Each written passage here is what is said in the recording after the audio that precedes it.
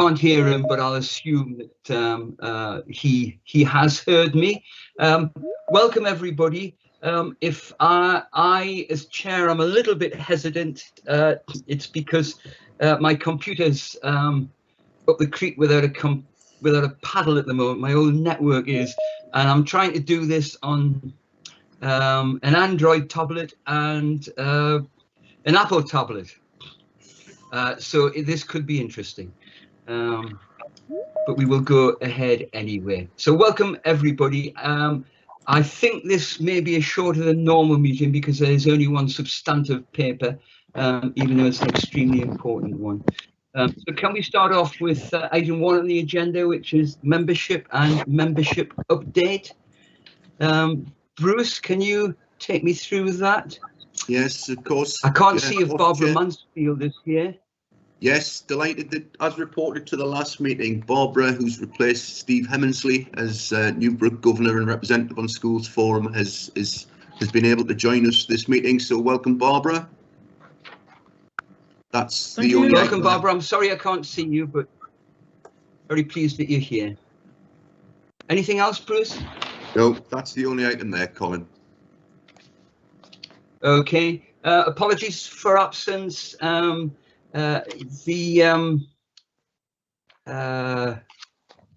Kingham and Guy Renner-Thompson, two important members, unfortunately are in another meeting. They will join us if they can.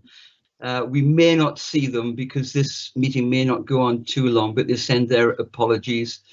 Do we have other apologies, Andrea and Bruce? Chair, we have apologies from Nicola Brannan, Ben Ryder, Andrew Felwell, Sarah Wilde, Sam Barron, and Councillor Renner-Thompson. Yeah, okay. Yeah. And we add Audrey to that as well, Audrey Kingham. Okay, thank you very much. Any other apologies that people are aware of? Not an apology as moving such, on then. Not an apology as such, but if we can, I'd like to welcome Jordan Ingram from the ESFA, who's attending as an observer today, and obviously a reminder to all members that the meeting is live, and it's a public meeting, is online, as with the other Northumberland public meetings. Yeah. Thank you. Yes. Okay. Welcome, Jordan, as well. Item 3, disclosures of interest. We usually don't have any. Do we have any this morning? I'll take that silence as affirmative. And can we move on to item 4, the minutes, please?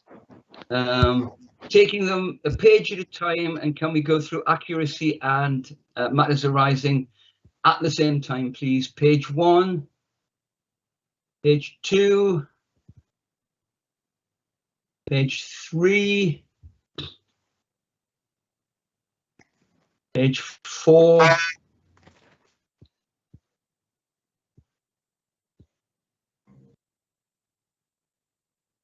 I heard a noise there. Was that a comment from anyone? Page 4. Okay, page 5. Just one point. Page 6 on. Chair, if I may, just one point for clarification on page 5. Paragraph 3723 refers to the comparative work in terms of Northumberland's rates. And obviously, the third line records that Northumberland continue to be at the national minimum. That's from the point of view of the rate we're funded at. It was important just to make that, as opposed to what we pay, and it was just important to draw that distinction, I think. Yeah. Okay. Can you suggest to Andrea, in addition to the minutes for that, Bruce? Okay. After the meeting. Okay. Moving on to page 6, paragraph 3726. There's a deletion in there. That deletion stands, and I think Andrea will take that deletion out of the minutes once they're lodged and signed. So anything else on page 6? Page 7. Page 8. Much of sorry, this Chair, if I can just will be pick up on covered page again. 7. The resolutions include at H, obviously, the formation of the Falling Rules Fund. We do mention that in the report today, but that was an important one from the point of view of our settlement. We obviously, what's not reflected in the minutes, because it was in the previous Formula Funding Committee minutes in November, that there are mandatory criteria that those funds are only available to good or outstanding schools. And we'll pick that up as we pick that up under the main item 6. Okay, thanks for that. Anything else on page 7? Page 8? And page 9, 10, this was all about a presentation. And the final page, page 11. Okay, can I regard those minutes as correct and sign them accordingly? Correct, Chair. Thank you. Okay, moving on then. Can we bear with me? Item 5, communication. Bruce, is there anything? There's no specific items under communication this meeting, Chair. This is obviously only 4 weeks since the last meeting, so there's nothing specific to bring on this occasion. Okay, thank you. Moving to item 6 then, which is the meat of the meeting, the paper on setting the DSG. And Bruce, I'm going to throw this to you entirely. You could just carry on. Thank you, Chair. I don't know if members find it helpful if I share my copy of the report on screen and we just work through it on a page-by-page basis for anybody that may not have immediate sight. It may help just as we work through the report anyway, so please bear with me. Share. Okay, hopefully you're seeing that now. Yes. Yep. Yes. Yep. Good. I've had notification yesterday of where they landed. So once I've got that confirmation, they should be starting today. We'll get contact, I would hope, from that school to be able to do a handover. But I'm going to keep. There's going to be another professional. Mike, I think you're on. We can hear you.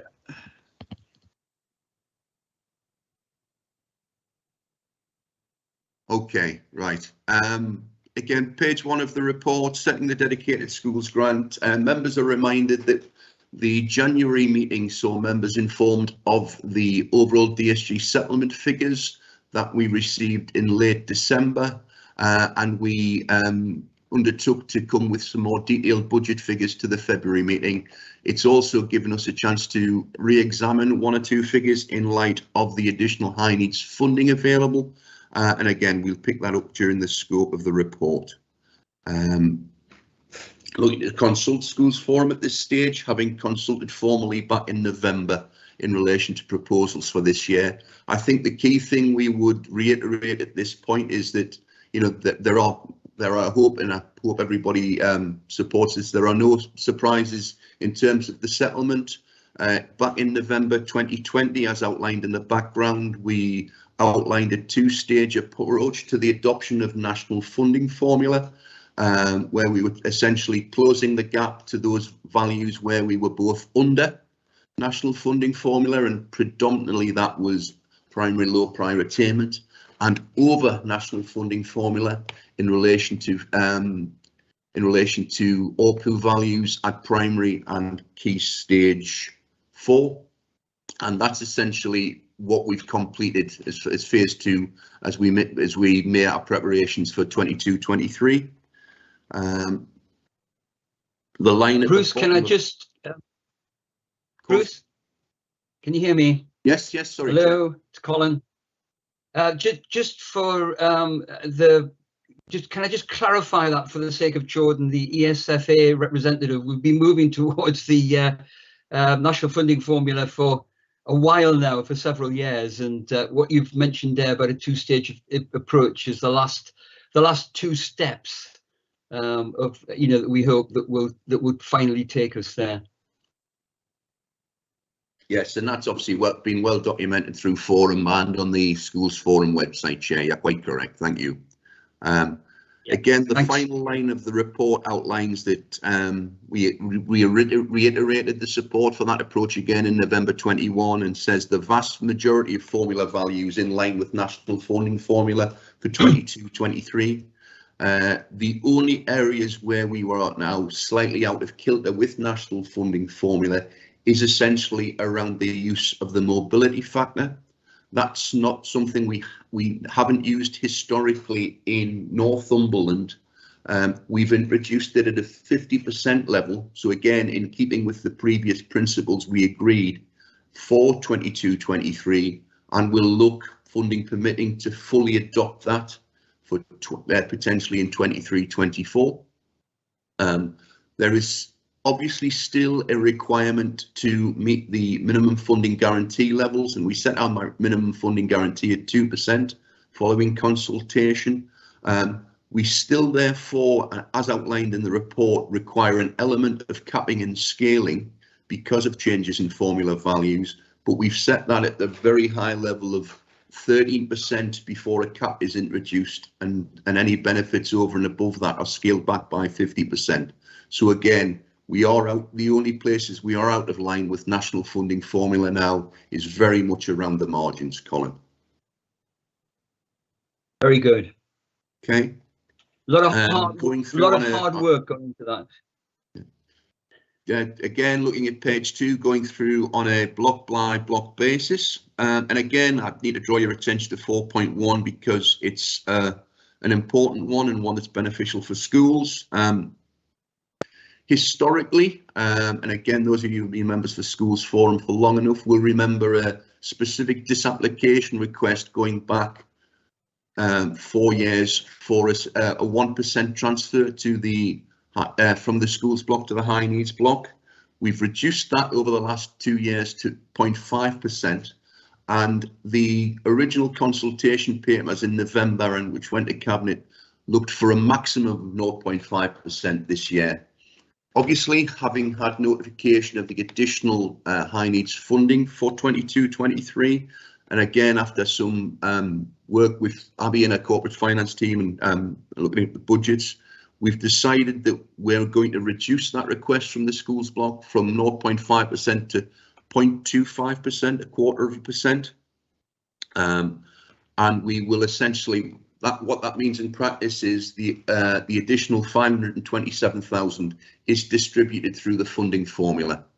And that essentially was the important element that enabled us to raise the cap from 6%, which we did a lot of modelling on, up to 13%, which again, the key element of that is there's more funding being retained by schools in the formula, in line with the move to national funding formula.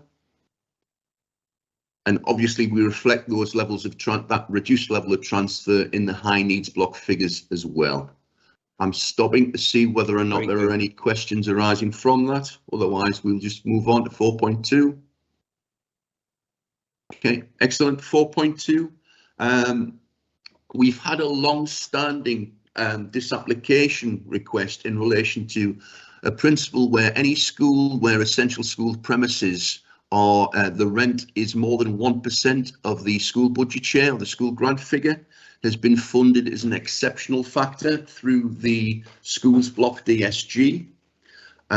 When submitting the APT this for 22-23, I was informed that the original disapplication, which again I apologise for, predates me by some years, I believe, had now lapsed.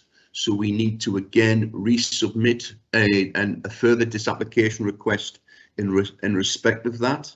A copy of the disapplication request is attached at Appendix B to the report. I just fly to that. That's it there. You will see essentially that it affects 2 schools, and the total cost of that exceptional factor is just under £16,000, £15,750. The 2 schools concerned are Beaufront and Seaton Delaval First School. And what I would like, please, is schools forum support for a continuation of that exceptional factor. In the grand scheme of the overall school budget settlement, £15,000 isn't a great sum, but obviously it's a significant sum to the two schools involved because it represents more than 1% of their budget. Are there any questions in relation to that disapplication request? Just one obvious one, Bruce, and that is, why is this time limited? Is it just to keep it under review? Why can't it just be reviewed every year? We do review it everywhere to ensure that the values still sit over that 1% threshold. But again, from the perspective of the ESFA, I think they would like to see things time limited. So essentially, things don't just roll on for time immemorial, if you like.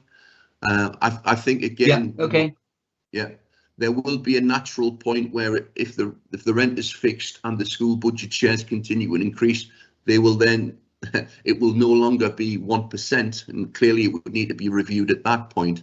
But that's why I think that position's been taken, Chair. Okay, thank you.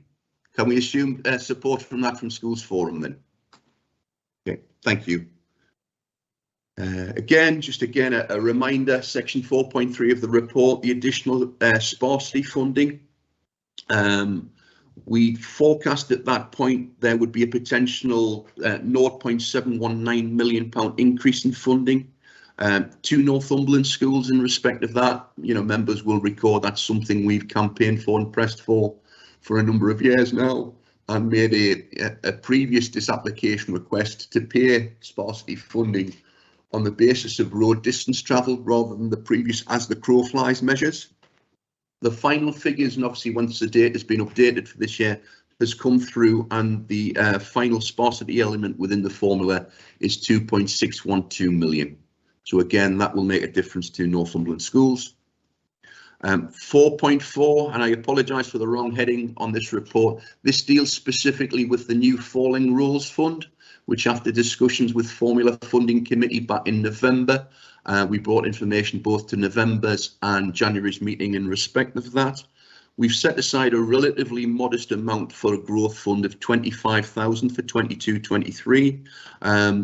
When we did the comparative work around other North East formula values, there were a number of other North East authorities with the growth fund available. What I'm going to do is consult colleagues, regional colleagues, in relation to that and see what we can pull together in terms of developing the most appropriate and effective set of criteria for Northumberland in respect of that. As we've outlined before, and as we outlined in the report, there is indeed that mandatory requirement that support is only available to schools that are good or outstanding, and we've also recommended that we need to demonstrate that those places will be required within the next 3 years as well, from local planning, planning data, pupil planning information. It's advocated that we do a little bit more work with Formula Funding Committee and look to have a final set of criteria in place by April 2022. Again, pause for questions. And Bruce, is that Falling Rules Fund equally applicable to maintained schools and academies? Yes, that would be maintained schools and academies. We would apply the same criteria across both maintained schools and academies, Colin, as we do with the APT. Thank you. Thank you. Yeah. Colin, Bruce, can I just ask, is that intention to get it done by April 2022, the criteria coming back to Schools Forum at a future meeting for us to reflect on that comes out of the Funding Formula Committee's work? Yeah. We would like, it would be good to have criteria in place for April 2022. Graham, we have the next Schools Forum isn't scheduled until July. The intention would be that we'd bring information back to July Schools Forum, and I think any subsequent decision to use the growth fund would also be brought to Forum's attention as well. And I think that's important in terms of that transparency as well. Right, so, sorry Bruce, just to be clear, what you bring back to the July is not a fait accompli, it's basically a proposal, or is it a fait accompli? That's very much up to funding formula committee. We can bring back a proposal for final ratification and make sure we don't use any, we won't be awarding any, I would anticipate we wouldn't award any falling rules funding within the first sort of 3 months of the financial year. The only point I'll make is that the ESFA were clear to have some outline criteria in place for the commencement of the financial year. So it may be we adopt a draft for formal ratification by Schools Forum in July and amendment as appropriate, and we can go back to the ESFA then, Graham. Or those that have got a particular view, perhaps, if they make a point of contributing thoughts to the funding formula committee and the forum delegates the authority to the committee to come up with that, you know, I think either could work, but just to be clear what the intentions were. Yeah. No, that's probably a very good. That's probably a very good suggestion. Sorry, I'm echoing back now. When we send the information out to Formula Funding Committee, we will circulate that through the whole of Schools Forum and ask for any additional comments, suggestions then, and then go back by the end of March with proposals. And then that can come back to Schools Forums, you know, sort of for final ratification to the next meeting. That sound appropriate? Yeah, if that works.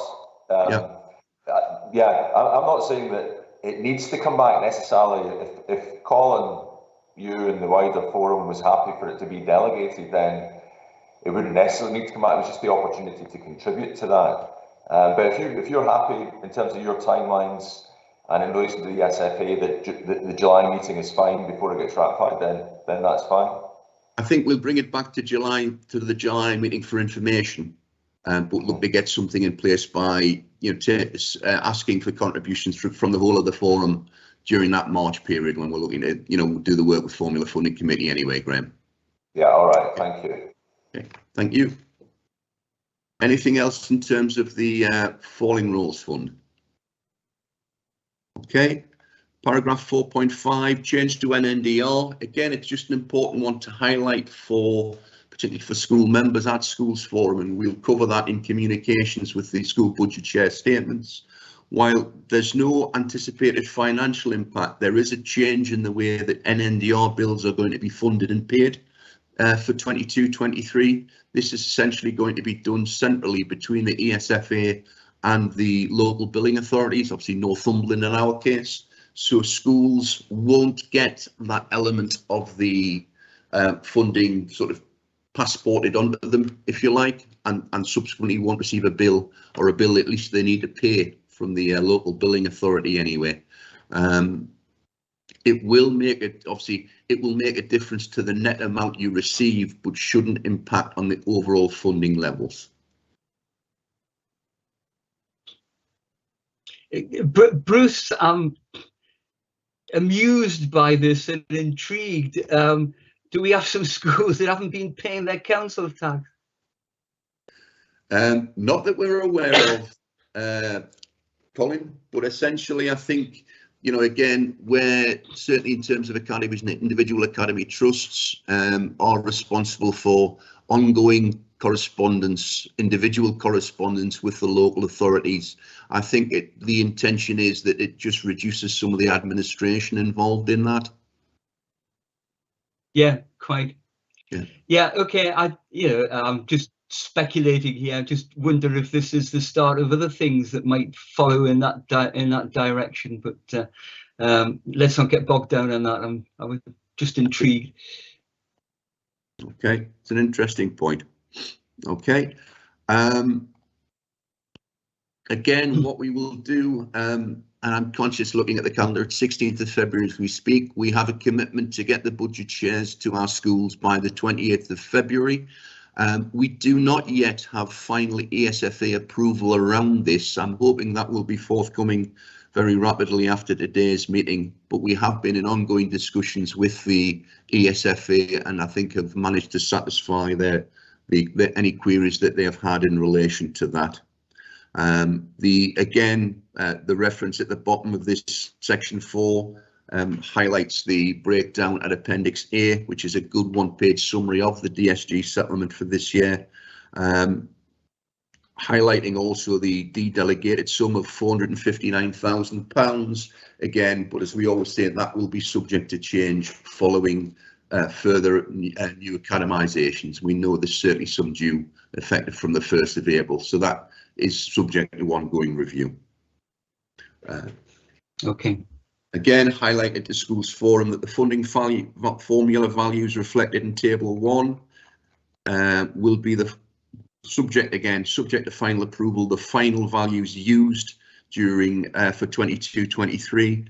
I think what that does is highlight the, the way we are closely shadowing, closely mirroring the national funding formula now.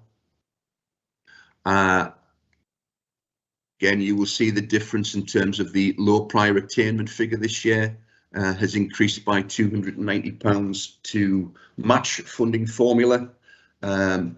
Members will remember that essentially during 21-22 we increased the free school meals values because of the change in the appropriate dates for pupil premium. It was essentially moved from January to October, where we knew there'd been a shift in free school meals numbers. But at this stage now, it's felt that it's appropriate to bring that into line with national funding formula as well. You will see the only formula where we're significantly different is mobility. Again, we've introduced that for the first time in 22-23, and I think very much the feeling of both Forum and the Funding Formula Committee would be we adopt the same principle, close the gap by 50% and then look to eliminate the gap next year, just to ensure there was no unintended consequences and we have certainty around the data in relation to that. And again, the capping and scale levels are highlighted at the bottom of the report there. Are there any questions or further observations in relation to that or the figures in Table 1? Okay, great, we move on. High needs block. Again, the high needs block gross allocation of £44.497 million highlighted at the last meeting. We've reflected the reduction in the transfer, the reduction of 0.527 million in the transfer from a forecast 0.5% of 1.042 million to a reduced figure of 515 million. Again, it was important that we highlighted the supplementary high needs funding in the report there, which we've picked up. That's worth £1.646 million for Northumberland in 22-23, and I thought it was worth just copying in the ESFA statement from Friday, just clarifying the position in respect of that. The additional 3.25 million nationally clearly is intended to reflect the cost to all employers of the health and social care levy and other cost increases that were not anticipated when the national funding formula allocations were published in July 21. Year-on-year increases of this scale demonstrate the importance we place on helping local authorities secure their financial sustainability. Funding will increase further in the subsequent 2 years, but on a smaller scale. We have advised authorities in the safety valve programme, those with the most challenging high needs deficits and issues, that to use an assumption of 5% increase in 23-24 and 3% beyond that.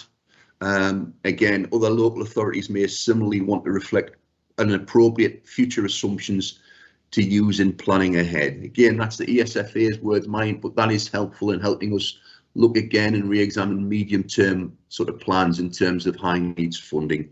There's a link in the report to the further information on the sort of education.gov.uk website. Again, in the report we've highlighted the budget. I think it's important to say we've set what we believe can be delivered as a balanced budget for 22-23, taking account of the additional funding.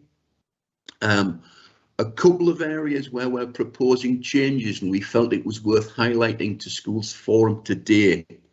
are highlighted in the report below, essentially. Certainly, High Needs Committee members and wider schools forum will recall that we, as well as paying top up to bands and both our mainstream schools and our special schools to support those most inclusive schools with the greatest number of SEN top up cases. Generally speaking, they will have plans, but clearly there is additional support available. We do pay an additional notional additional high needs payment to schools by comparing their actual levels to their notional payment.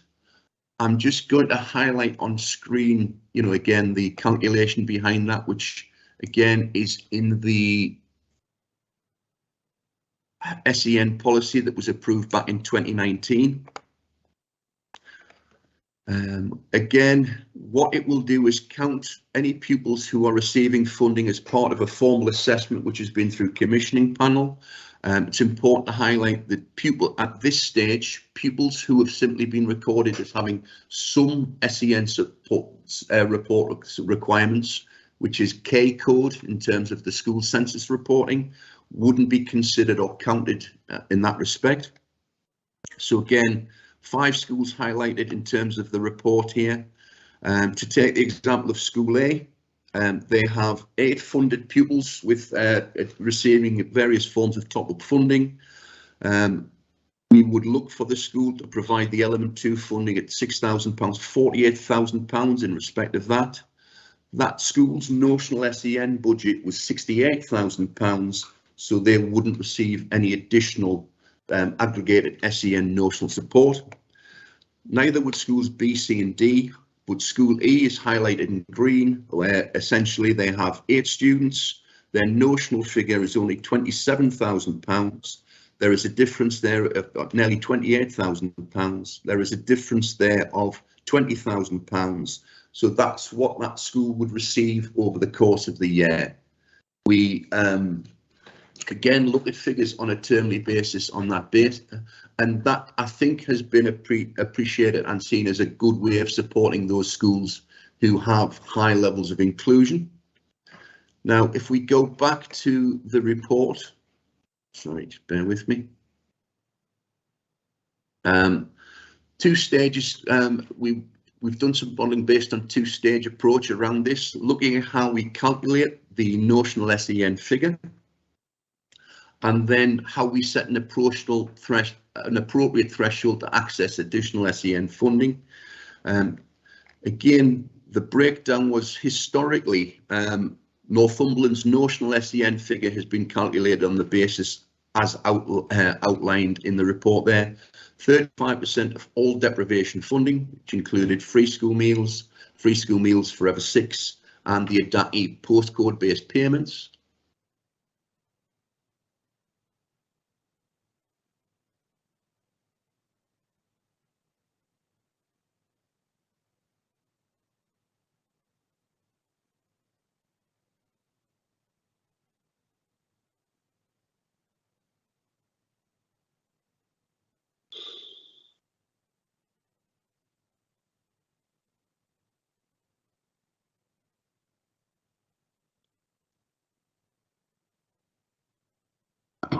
Chair, I think we lost Bruce.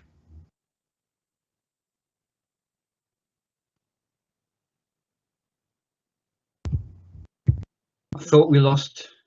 Yeah, that's just it. We'll see Yeah, if he gets back. I'm struggling with my tablet. It looks as if I can see everyone else, but I can't see Bruce. Apologies, Andrea, Chair. are you able to get my connection, not anybody else's? Oh, you're back. That's what happens when you install a new broadband box. Thank you, Virgin. Never mind. Okay, sorry. Back to the report. I say again, as I was outlining there, the way that Northumberland have historically calculated their notional SEN figure. When we started to do some work around this, we questioned essentially the logic of including the lump sum. Again, the lump sum element is essentially the idea is every school gets the same lump sum because there are certain key core requirements that every school must have, generally a head teacher, some sort of administrative or support staff, and maybe premises staff. So we felt it made sense for the lump sum to be excluded from the notional calculation. And again, when we looked at free school meals and the inclusion of free school meals in it, the free school meals element within a school budget is largely accounted for in terms of providing free school meals to the free school meals children.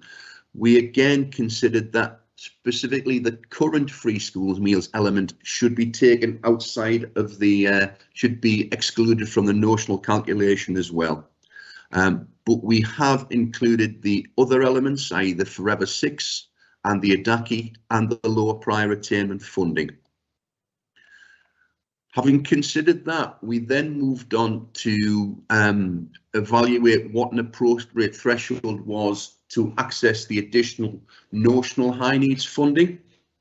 I think some of the frustrations we've had expressed by schools in the past were around the fact that some of the pupils for whom they were additionally delivering additional support but hadn't been through a formal application to the commissioning panel were excluded from the notional calculation.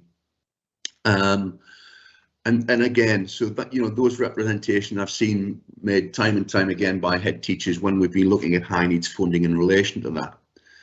So what we're proposing is, in order to take account of this, that the calculation for that threshold at which you can access additional notional funding is set at only 50% of the revised notional SEN figures.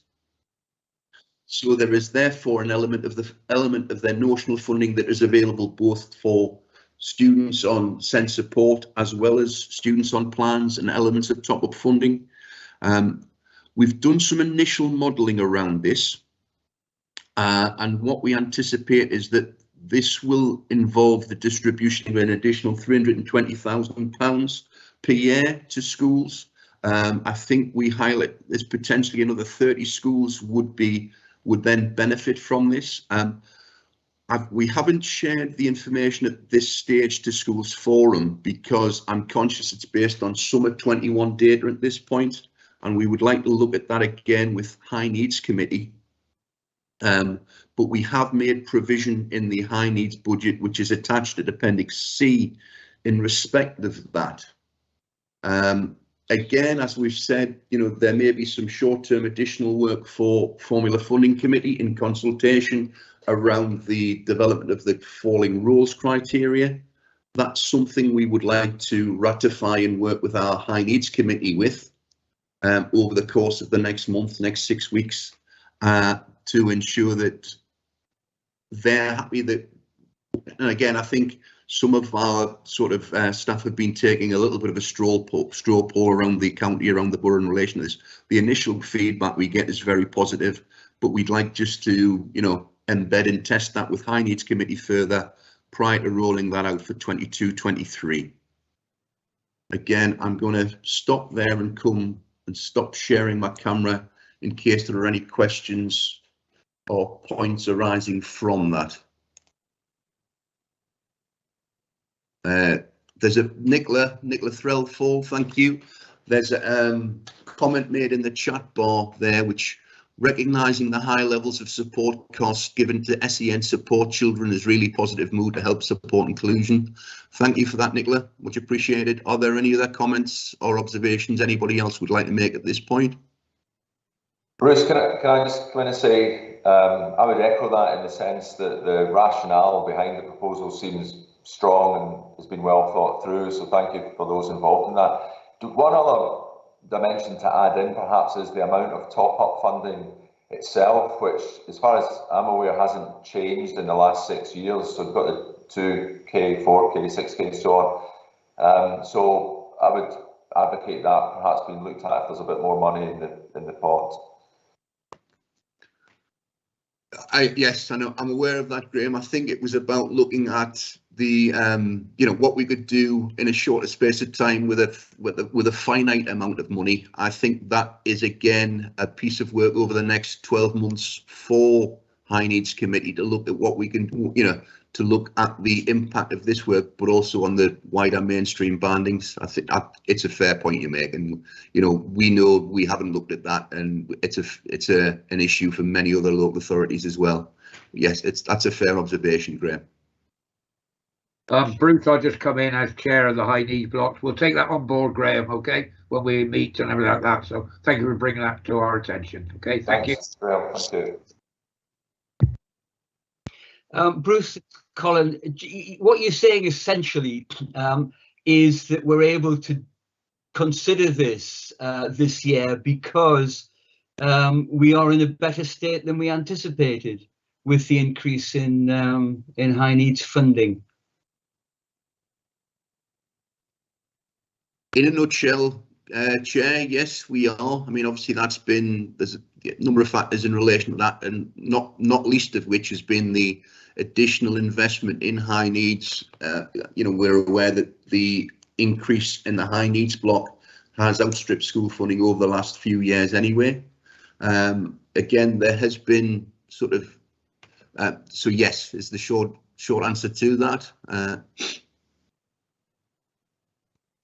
I think if I can just echo what's said and express our appreciation for you being agile in grasping the opportunity. Thank you.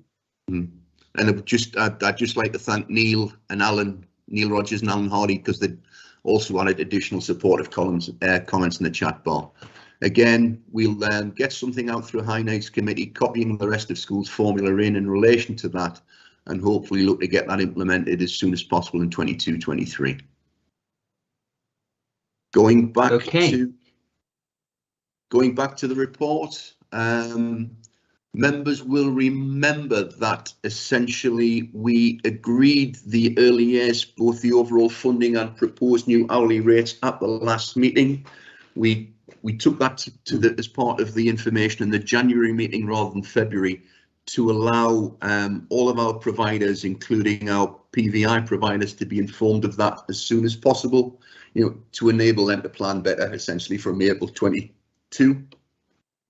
Again, we've just shown the agreed rates for information below.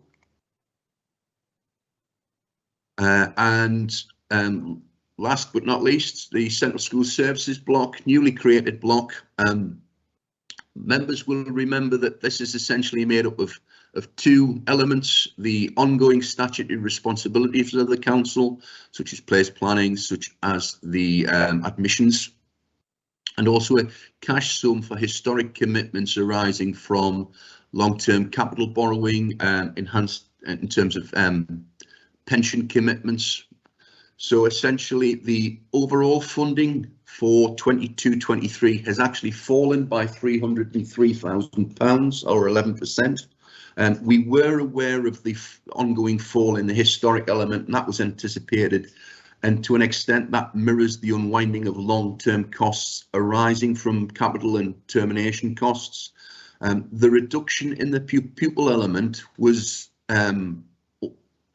again, was a little bit of a nasty surprise in relation to that. And again, when we talked about the implications of the falling school roll overall and a loss of £800,000 DSG to Northumberland in respect to that, there's been an element of a knock-on impact on the Central School Services Block 2. There is a budget set out for the CSSB in Appendix D of the report. And again, we will continue to work with Abby and a team in corporate finance, sort of looking at that additional pressure falling to the council arising from that, the continuing sort of unwinding of that, of the CSSB block. Okay. If there's one for your wall, it may be that Appendix A, which is essentially a breakdown overall of the four elements of the block funding, reconciled back to sort of national publications, and that's why there is the two elements shown on the bottom. If you look on the school funding websites, you may see two versions of that figure. One is after the Nndl deduction now on high needs ESFA places outlined in the report above.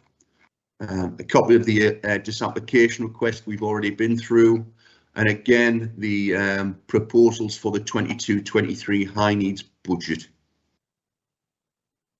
And again, I think the important thing to identify is that, you know, with £44 million available to us, we believe we can deliver that on a balanced basis for 22-23. And again, last but not least, the CSSB budget and how that's funded through a combination of the historic commitments and the ongoing commitments based on pupil numbers. Okay, I'm going to stop sharing that now as I find my cursor. Okay. Are there any questions, queries, observations?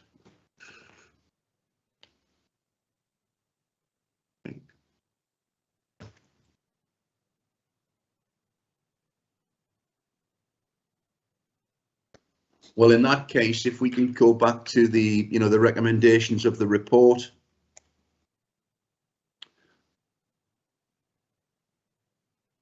And seek, you know, again, Schools Forum support for the formula values as outlined and the resulting 22-23 school budget shares, again, which we look to circulate to schools as soon as possible, and certainly by the end of February.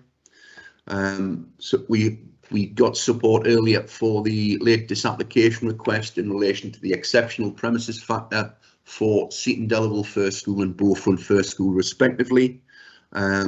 The 22-23 high needs block budget, including the reduced transfer from the schools block, and also an outline of the central school services budget for 22-23 as well.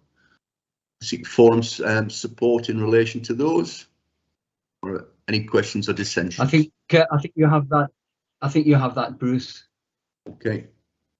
Thanks, Chair.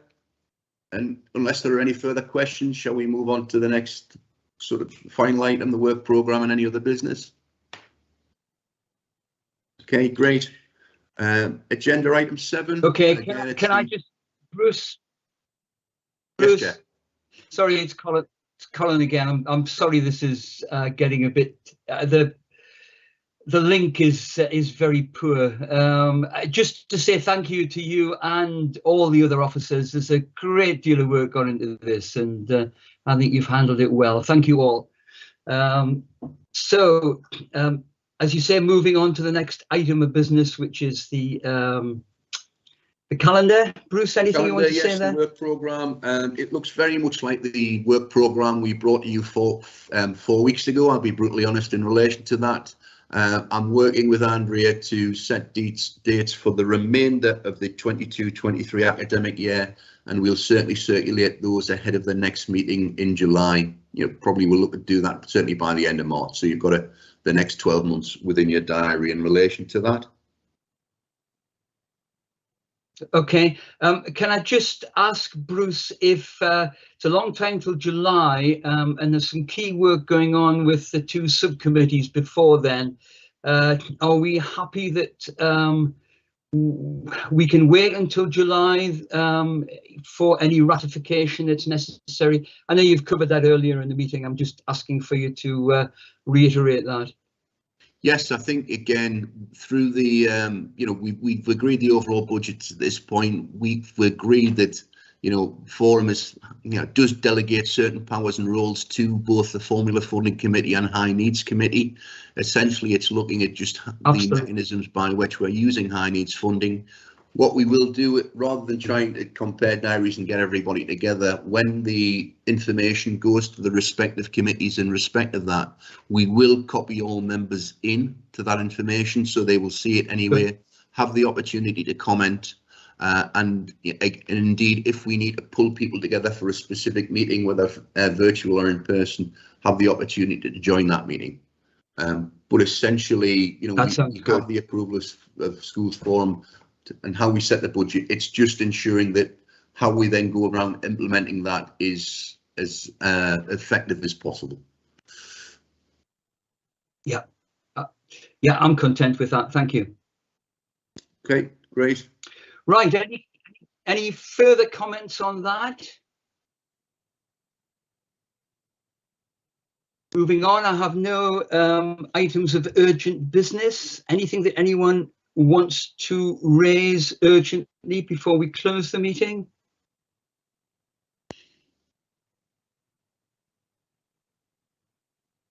No, this is very good. Can I apologise if some of this meeting's been a bit disjointed and staccato from my point of view? My tablet's been a bit slow in reacting throughout the meeting. Thank you for bearing with me. So if there's no other business, that's the end of the meeting. Thank you. Bye, thank you. Thanks. Thank you.